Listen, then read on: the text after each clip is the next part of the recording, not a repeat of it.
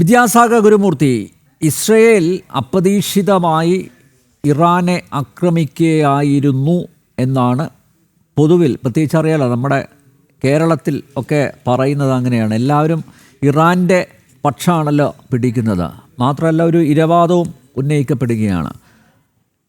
എങ്ങനെയാണ് ഈ ഒരു വിമർശനത്തെ എങ്ങനെയാണ് താങ്കൾ നോക്കിക്കാണുന്നത്? ഇത് ഈ കോൺഫ്ലിക്റ്റ് എന്ന് പറയുന്നത് ഡേറ്റ്സ് ബാക്ക് ടു 1967.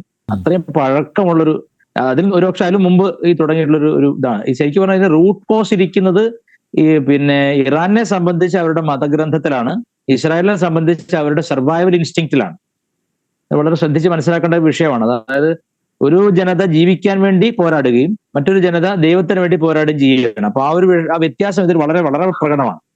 അതായത് ഇസ്രായേലിനെ സംബന്ധിച്ച് നമുക്കറിയാലോ, ജൈനിസ്റ്റ് മൂവ്മെന്റ് എന്ന് വിളിക്കുന്ന മൂവ്മെന്റിന്റെ കാരണം 19th സെഞ്ചുറിയുടെ ആ ഒടുക്കം ഇതുണ്ടാവാനുള്ള പ്രധാനപ്പെട്ട കാരണം എന്ന് വെച്ചാൽ ഒരിടത്തും സൂചി കുത്താൻ, നമ്മുടെ പഞ്ചപാണ്ഡവന്മാരോട് ദുര്യോധനാദികൾ പറഞ്ഞ പോലെ സൂചി കുത്താൻ പോലും ഇടം കൊടുക്കില്ല എന്ന രീതിയിൽ അധർമ്മം പ്രവർത്തിക്കുകയും ഒരു ജനതയെ ലോകം മുഴുവൻ ഓടിക്കുകയും കൊന്നൊടുക്കുകയും ചെയ്തപ്പോൾ അവരുടെ ഒരു അപ്സേർജ് അല്ലെങ്കിൽ അവരുടെ ഒരു സർവൈവൽ ഇൻസ്റ്റിങ്ക്റ്റിന്റെ ഫലമായിട്ടുണ്ടായ ഒരു സ്ഥലം വളരെ വളരെ ചെറിയൊരു സ്ട്രിപ്പ് ഓഫ് ലാൻഡാണ്.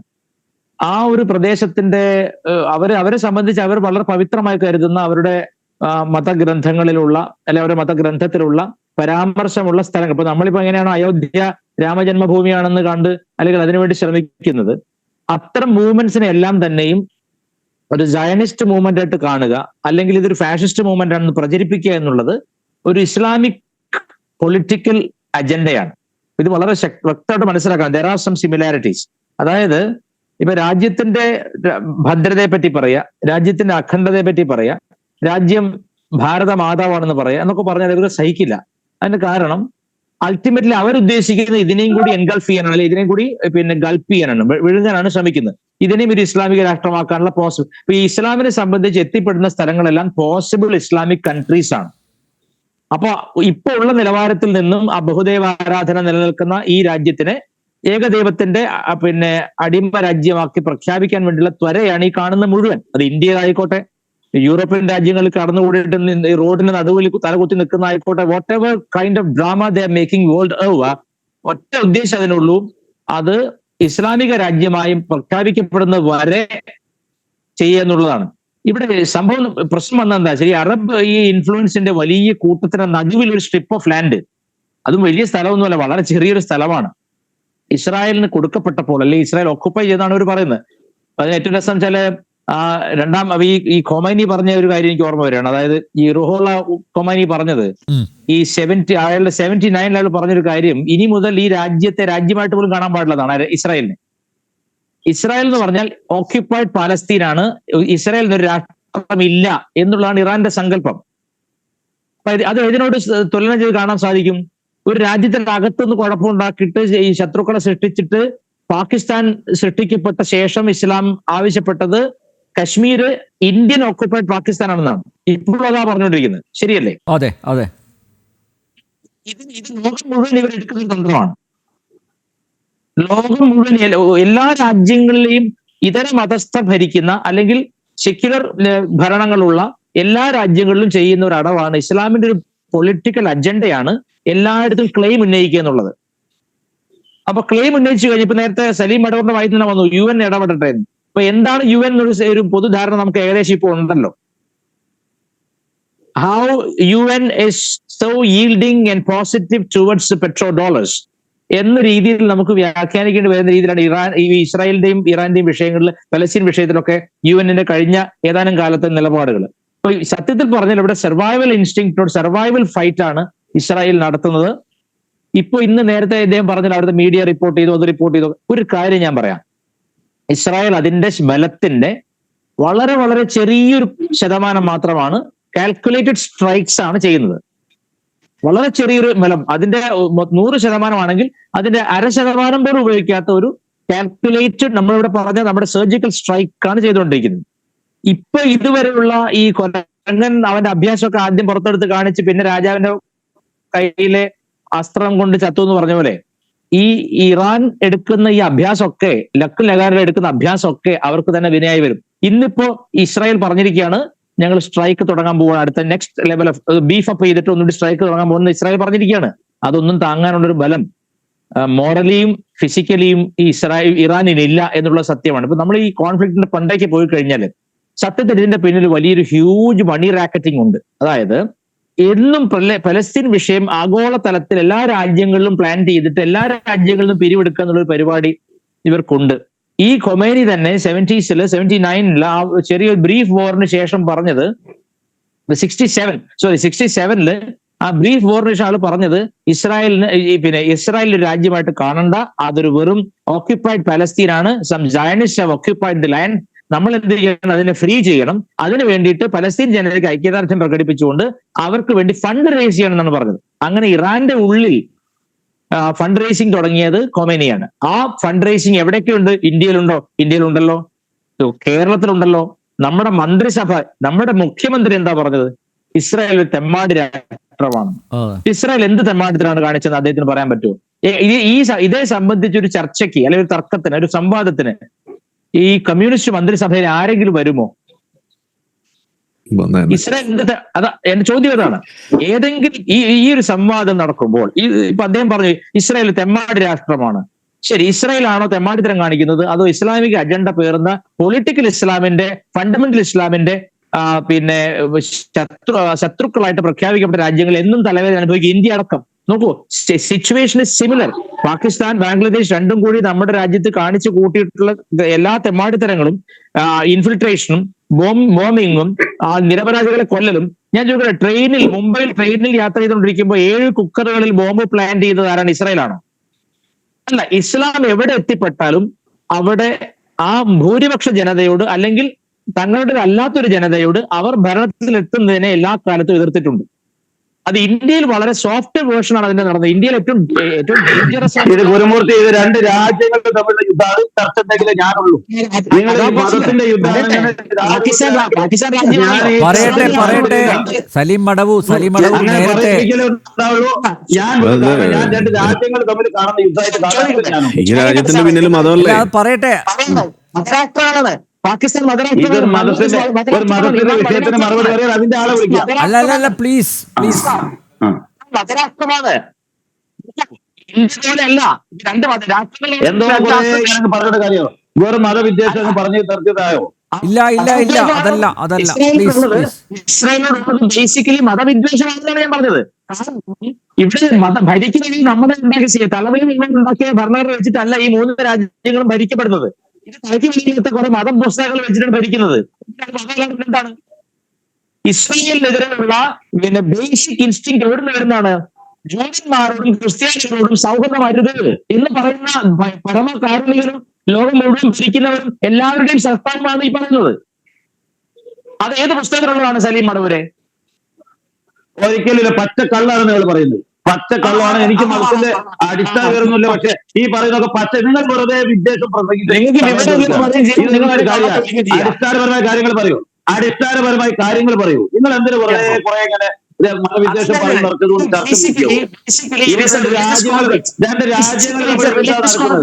നിങ്ങളുടെ വായിൽ ഈ വർഗീയ വിഷം മാത്രമേ ഇതിലെന്താണ് വർഗീയത? സലീം മടവൂരെ, ഇസ്രായേലിനോടുള്ള ഇറാന്റെ എതിർപ്പിന്റെ മൂല കാരണം എന്താണ്? കാരണം 1982-88 ഇറാഖിനെതിരെയുള്ള വേറെ വന്ന സമയത്ത് ഇസ്രായേലിന്റെ ആയുധങ്ങൾ ഉപയോഗിച്ചാണ് ഇറാൻ ഫൈറ്റ് ചെയ്തിരുന്നത്. അല്ലെന്ന് പറയാൻ പറ്റുമോ? അതൊന്നും ഞാനിവിടെ പറയുന്ന ആളല്ലല്ലോ. പറഞ്ഞോളൂ. ഹമാസിന്റെ ചാർട്ടറിൽ എന്താ എഴുതി? ഹമാസിന്റെ ചാർട്ടറിൽ ഒരു ഹദീസ് ഉണ്ടോ? എന്തിനാ അവിടെ ഹദീസ്? ആ ഹദീസ് എന്താണ്? ഹദീസ് പലയിടത്തും ഉപയോഗിക്കുന്നില്ലേ? ഹമാസിന്റെ ചാർട്ടറിലെ കാര്യം ചോദിച്ചത്, പലരുടെ കാര്യമല്ലേ ചോദിച്ചത്. ഈ വിഷയത്തിൽ ബന്ധപ്പെട്ട് കിടക്കുന്ന നിങ്ങൾ തന്നെ ഇവിടെ പറയുന്ന ഹമാസിനെ കുറിച്ചാണ് ഞാൻ ചോദിക്കുന്നത്. ഹമാസിന്റെ ചാർട്ടറിലുള്ള ഹദീസ് ഏതാണ്? ഒന്ന് പറഞ്ഞിട്ട്. ആയിക്കോട്ടെ, എന്റെ സമയത്ത് ഞാൻ മറുപടി തരാം. അതെ, അതിന്റെ ഹദീസ് ഏതാന്ന് പറയും. അതാ നല്ലത്. യെസ്, ഞാനൊരു കാര്യം പറയാം. 1980-88 8 വർഷം 9 വർഷം ഇസ്രായേൽ പഠിപ്പിച്ചു കൊടുത്ത മിലിറ്ററി ടെക്നിക്സും ഇസ്രായേൽ കൊടുത്ത ഉപകരണങ്ങൾ ഉപയോഗിച്ചിട്ട് ഇറാഖിനെതിരെയുള്ള വാർ സമയത്ത്, വാർ ടൈമിൽ ഇറാൻ ചക്കര ഈച്ചി എന്ന് പറഞ്ഞ പോലെ ഇസ്രായേലിനെ കൂടെ നിന്ന രാജ്യമാണ്. എത്രയൊക്കെ അറബ് രാജ്യങ്ങൾ എതിർത്തപ്പോഴും വളരെ സോഫ്റ്റർ ആയിട്ടുള്ള ഹിഡൻ ടൈസ് ഉണ്ടായിരുന്നു ഇസ്രായേലുമായിട്ട്, മിലിറ്ററി അഫയേഴ്സ് ഉണ്ടായിരുന്നു. ഇതൊന്നും അറിയാതെ ഇരുന്ന് പറയരുത് സലീം മടവൂരെ. ഇതെപ്പോഴാണ് വലിയ കോൺഫ്ലിക്റ്റ് ആയിട്ട് രൂപപ്പെടുന്നത് വെച്ചാല് ഈ അറബ് രാജ്യങ്ങൾക്ക് അതിന്റെ നടുവിൽ വന്നുപെട്ട ഒരു ജൂതരാഷ്ട്രം തലവേദന ആയതുകൊണ്ടാണ്. വിശേഷിച്ച് പലസ്തീന്റെ പ്രശ്നം എന്താണ് പലസ്തീന്റെ പ്രശ്നം? ഇപ്പൊ ഇസ്രായേലിനോട് പറയുകയാണ് നിങ്ങൾ പലസ്തീന് വേണ്ട സപ്ലൈസ് കൊടുക്കുന്നില്ലേ? ഇത്രയും കാലവും പലസ്തീനിലേക്ക് സപ്ലൈസ് കൊടുത്തത് ഏത് രാജ്യമാണ്? ഇറാൻ ആയിരുന്നു പലസ്തീനിൽ സപ്ലൈസ് കൊടുത്തത്. അഥവാ ഇറാൻ ആയിരുന്നു സപ്ലൈസ് കൊടുത്തതെങ്കിൽ ഈ യുദ്ധം പൊട്ടിപ്പുറപ്പെടുമ്പോൾ ഇനി മുതൽ സപ്ലൈസ് ഇല്ലെന്ന് പറയുന്നു ഇസ്രായേലില്.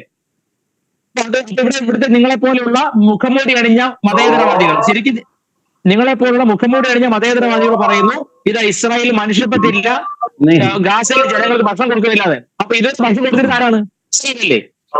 ഞാൻ പറഞ്ഞതിനർത്ഥം നിങ്ങൾ മനസ്സിലാക്കേണ്ട ഒരു കാര്യം എന്താണെന്ന് വെച്ചാൽ ഇസ്രായേലിന്റെ രാജ്യം അവിടെ നിലനിൽക്കുന്നത് അന്ന് മുതലേ, എന്നാണ് ഇസ്രായേലിന്റെ രാജ്യം സൃഷ്ടിക്കപ്പെട്ടത് അന്ന് മുതലേ ഇസ്ലാമികമായ അജണ്ടയാണ് അതിനെ ഏത് തരത്തിലാണ് അവിടെ തുരത്തി ഓടിക്കുന്നുള്ളത്.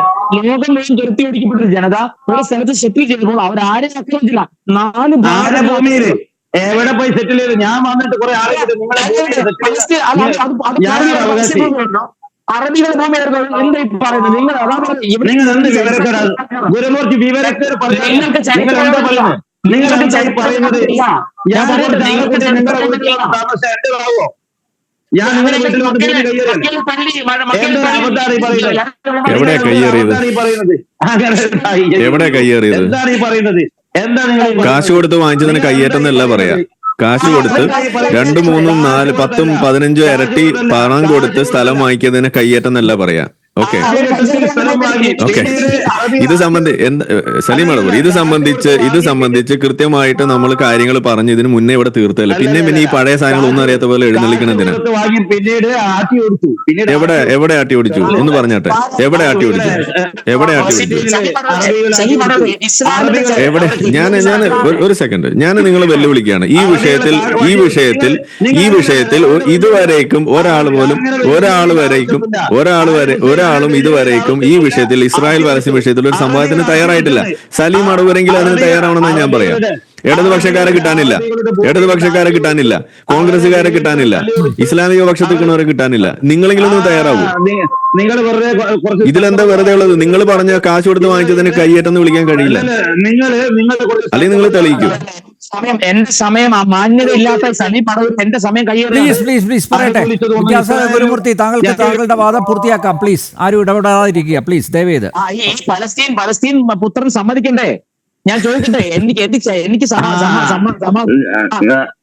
സമാധാനത്തെ പറയാൻ കഴിയണ്ടേ? ഒരു കാര്യം ഞാൻ പറയാം, വളരെ ഇപ്പൊ സ്പഷ്ടമായിട്ട് പറയാണ്. ഇസ്ലാമിക രാജ്യങ്ങൾക്ക് വേണ്ടി സപ്പോർട്ട് ചെയ്യുന്ന സലീം അടവൂർ പറയാണ്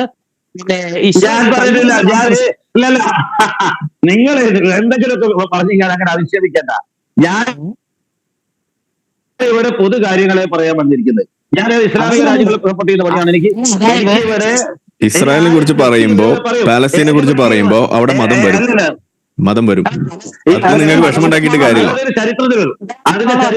ചരിത്രമൊന്നുമല്ല അവരുടെ. ഇപ്പൊ ഹമാസിന്റെ ഇന്റൻഷൻസ് അത് നമ്മൾ എടുത്തു കഴിഞ്ഞാൽ അതിനകത്ത് മതം വരും. അവരുടെ കോവനന്റ് നമ്മൾ എടുത്ത് വായിച്ചാൽ അതിനകത്ത് മതം വരും. ഞാൻ നിങ്ങളോട് ചോദിച്ചു, ഹമാസിന്റെ ചാർട്ടറിൽ എഴുതി വെച്ചിരിക്കുന്ന ഒരു ഹദീസ്. ഒരു മിനിറ്റ്, നേരത്തെ പറഞ്ഞല്ലോ ഈ ഇസ്രായേലിനെ ഇല്ലാതാക്കാൻ ശ്രമിക്കുന്ന അങ്ങനെ രാജ്യം വേണ്ട എന്ന് പറയുന്ന അംഗീകാരം കൊടുക്കുന്നില്ല. എന്റെ 77 തൊട്ടിട്ട് 79 വരെയുള്ള ജനതാ ഗവൺമെന്റിന്റെ കാലത്ത് വിദേശകാര്യ വകുപ്പ് മന്ത്രി അടൽ ബിഹാരി വാജ്പേയി ഇല്ലായിരുന്നോ? അന്നും കൊടുത്തിട്ടില്ലല്ലോ, അംഗീകരിച്ചിട്ടില്ലല്ലോ ഇന്ത്യ.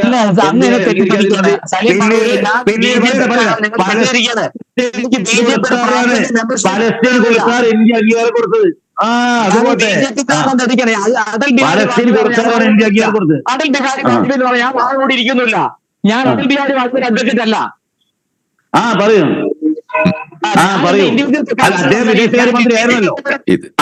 അടുത്ത ആളിലേക്ക് പോയി. ഇത് ചർച്ച വെറുതെ പ്ലീസ് വിദ്യാസാഗർ ഒന്ന് പൂർത്തിയാക്കാം. സമ്മതിക്കട്ടെ സാർ, ഞാൻ Salim Adavoor please. Okay, Vidyasagar. Israel കോൺഫ്ലിക്റ്റിന്റെ മൂല കാരണം പലസ്തീൻ ഇസ്രായേൽ തമ്മിലുള്ള ആ രാഷ്ട്രീയ കോൺഫ്ലിക്റ്റ്, മറ്റു വേറെ കോൺഫ്ലിക്റ്റ് അല്ല. It is basically religious conflict. അത് ആദ്യം മനസ്സിലാക്കാം. ഹിസ്ബുള്ളയും മറ്റും സപ്പോർട്ട് ചെയ്യുന്ന, ഹമാസിനെ സപ്പോർട്ട് ചെയ്യുന്ന ഇറാൻ എങ്ങനെയാണ് അവർ ലോകത്തിന്റെ ജനതയ്ക്ക് വേണ്ടിയാണ് ഈ യുദ്ധം നടത്തുന്നത് പറയാൻ പറ്റുക? സെന്റർ ഓഫ് ടെറർ എന്ന് പറയുന്നത് ഇറാൻ തന്നെയാണ്. ഇപ്പൊ ഇസ്രായേലിന്റെ അറ്റാക്ക് വെറുതെ അല്ല. ഫലസ്തീനെ വളരെ പ്രത്യക്ഷമായും പരോക്ഷമായും സഹായിച്ചുകൊണ്ടിരിക്കുന്ന ഇറാനെ അറ്റാക്ക് ചെയ്യുക എന്ന് പറയുന്നത് ഇസ്രായേലിനെ സംബന്ധിച്ചിടത്തോളം സർവൈവലിനുള്ള ടെക്നീക്കാണ്. അല്ലെങ്കിൽ ഇസ്രായേൽ ഉണ്ടാവില്ല അവിടെ. ഫലസ്തീൻ എന്ന് പറഞ്ഞാൽ വെറും കേവലം നമ്മളിപ്പോ നാട്ടിലൊക്കെ ചില ചെക്കന്മാരെ കാണുന്നത്, അതുപോലെ ബോധയിൽ നടക്കുന്ന ചില മതഭ്രാന്തന്മാരുടെ ഇടയിൽ ബുദ്ധിയും വിവരവും ഉപയോഗിച്ചുകൊണ്ട് ന്യൂക്ലിയർ ബോംബ് കൈയാക്കി വെച്ചിരിക്കുന്ന ഒരു രാജ്യത്തെ ആക്രമിച്ചില്ലെങ്കിൽ ഇസ്രായേലിന് നാളെ സർവൈവൽ ഉണ്ടാവില്ല. അപ്പൊ അവർ അടിയെന്ന് പറഞ്ഞാൽ വെറുതെ അടിക്കുന്നല്ലാതെ. ഇതിനെ തന്നെ ഇസ്രായേലിനോട് പറ്റുന്ന സമയത്തൊക്കെ അവർക്ക് വീക്ക്നെസ് വരുമ്പോഴൊക്കെ സഹായം വാങ്ങി തിന്നുകയും മറ്റു ശക്തികളോട് ഇസ്രായേലിനെ ആക്രമിക്കുക ചെയ്തിട്ടുള്ള ഇറാനെ ഇപ്പോൾ എക്സ്പോസ് ചെയ്ത് അറ്റാക്ക് ചെയ്യുന്നു. അത്രയുള്ള വ്യത്യാസം. ആ അറ്റാക്കിന്റെ മൂല കാരണം എന്ന് പറഞ്ഞാൽ ഞാൻ പറഞ്ഞല്ലോ നേരത്തെ, സലീം അവിടെ തെറ്റിദ്ധരിച്ചാണ്. പാകിസ്ഥാൻ ആണെങ്കിലും ബാംഗ്ലാദേശ് ആണെങ്കിലും ഈ പലസ്തീൻ ആണെങ്കിലും ഇറാൻ ആണെങ്കിലും ഇതെല്ലാം ബേസിക്കലി ഖുർആൻ എന്ന ടെക്സ്റ്റ് ബേസ് ചെയ്ത് ഭരിക്കുന്ന രാജ്യങ്ങളാണ്. ശരിയ നിയമം അനുസരിച്ച് ഭരിക്കുന്ന രാജ്യങ്ങളാണ്. അതുകൊണ്ടാണ് റീസെന്റ് അവിടെയുള്ള യുവതികളോട് എല്ലാവരും ബുർക്ക ധരിച്ച് പുറത്തിറങ്ങാവുന്ന നിയമം ഇറക്കിയപ്പോൾ വിദ്യാസമ്പന്നരായ ആ ജനത, ചെറുപ്പക്കാരായ സ്ത്രീകൾ മുടി മുറിച്ചു പ്രതിഷേധിച്ചു. അവരിൽ പലരെയും അതിഭീകരമായി മർദ്ദിച്ചൊതുക്കുകയാണ് ഇറാൻ ഭരണകൂടം ചെയ്തത്. ജനാധിപത്യത്തിനോ ജനങ്ങളുടെ ശബ്ദത്തിനോ യാതൊരു വിലയും കൽപ്പിക്കാത്ത ഇറാൻ എന്ന രാജ്യത്തെ ഒതുക്കേണ്ടത് ഇന്ന് ഉള്ള എപ്പിസെന്ററിനെ ഫൈൻഡ് ഔട്ട് ചെയ്യുന്ന പോലെയാണ്. ഭൂകമ്പത്തിന്റെ എപ്പിസെന്റർ പോലെ ടെററിസത്തിന്റെ എപ്പിസെന്ററാണ് ഇറാൻ. അത് ഇപ്പൊ തുടങ്ങിയതല്ല. ഇപ്പൊ ഞാൻ ചോദിക്കട്ടെ, ലോകം മുഴുവനുള്ള ഫത്വ പുറപ്പെടുവിക്കുന്ന മതഭ്രാന്തൻ ഏത് രാജ്യക്കാരനാണ്? എവിടെ ഉള്ളതാണ്? ഏത് രാജ്യത്തെ ഭരണാധികാരിയാണ്? അത് ഈ കൊമേനിയാണ്. ഇത് ഈ ഇറാന്റെ ഭരണാധികാരിയാണ്. അപ്പൊ അത്തരം കൊമേനിമാർ തലവെക്കാതിരിക്കേണ്ടത് ജനാധിപത്യ വിശ്വാസികളുടെയും മതനിരപേക്ഷ ശക്തികളുടെയും ആവശ്യമാണ്. അപ്പോഴാണ് കേരളത്തിലെ മതനിരപേക്ഷ കമ്മ്യൂണിസ്റ്റ് പാർട്ടിയുടെ നേതാവായ പിണറായി വിജയൻ പറയുന്നത് ഇസ്രായേൽ തെമ്മാടി രാഷ്ട്രമാണെന്ന്. ഞാൻ പറയുന്നത് പിണറായി വിജയനോ അല്ലെങ്കിൽ കമ്മ്യൂണിസ്റ്റ് പാർട്ടിയുടെ പാളയത്തിലുള്ള ഏതെങ്കിലും ഒരു ബുദ്ധിജീവിക്ക്, അത് സ്വരാജാലും തർക്കമൊന്നുമില്ല, ഏതെങ്കിലും ഒരു ബുദ്ധിജീവിക്ക് പലസ്തീൻ ഇസ്രായേൽ വിഷയം ഒരു പരസ്യ സംവാദത്തിന് സാധിക്കുമോ, അതിനവർ പുറത്തു വരുമോ എന്നാണ്. വെറുതെ ഒരാൾ തെമ്മാടി വിളിച്ചുകൊണ്ടാൽ തെമ്മാടി ആവില്ല. വിളിക്കുന്നതിന്റെ യോഗ്യത അനുസരിച്ചിരിക്കും. സലീം അടവൂർ മുൻകൈ എടുത്താൽ നമ്മൾ വേദി ഒരുക്കാം. നമുക്കൊരു പരസ്യ സംവാദം സംഘടിപ്പിക്കാം.